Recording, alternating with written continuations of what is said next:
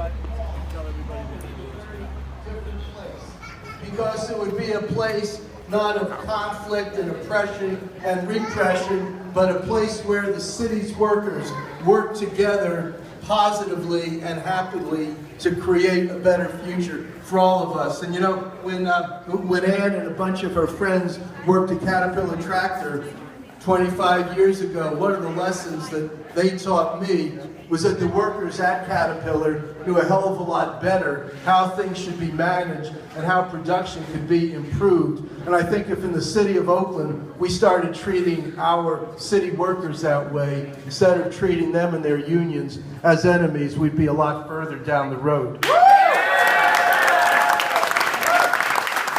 And as we took this trip down Broadway, we would perhaps take a little detour to 15th and Martin Luther King. And what we would see there is actually what wasn't there. And that would be the DAC. It would not be there. It would not exist. And we would not be spying on each other.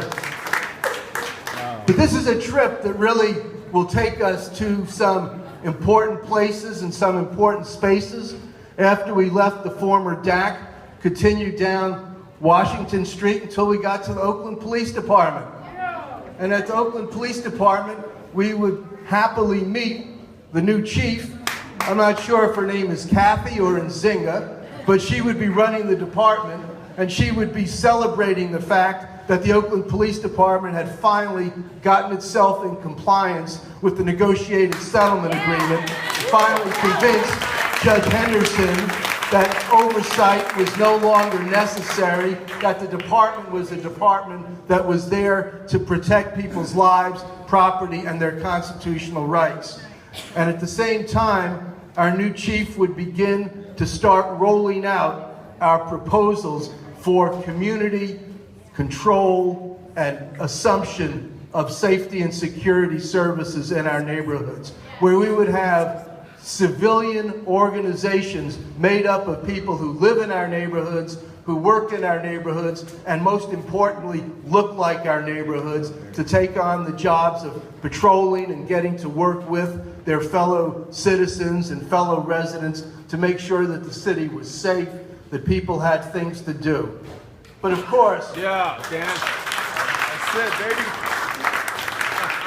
But we know that the message of social and economic justice requires a big chunk, a big dose of economic justice.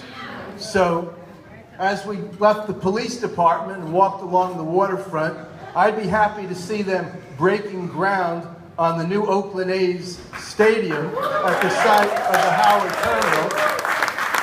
And two of the things that would be exciting about that new stadium is that, number one, there would not be $1 of our taxpayers' money given to the billionaires who run these sports teams. They would do it on their own, because there's plenty of money to be made in professional sports. And the second thing we would see about this new stadium is that every employee who worked there, every young person who was selling hot dogs or peanuts or popcorn during the summer will be making $15 an hour or more.